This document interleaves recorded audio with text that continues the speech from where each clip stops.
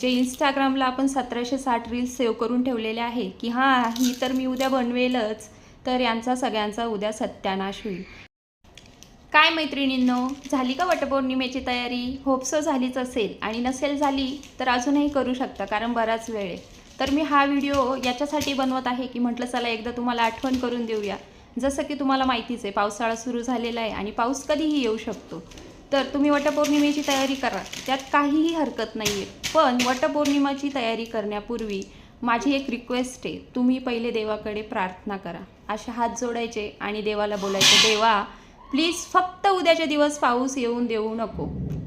जर उद्या पाऊस आला तर आपलं काय होईल हे तुम्हाला पण माहिती आहे.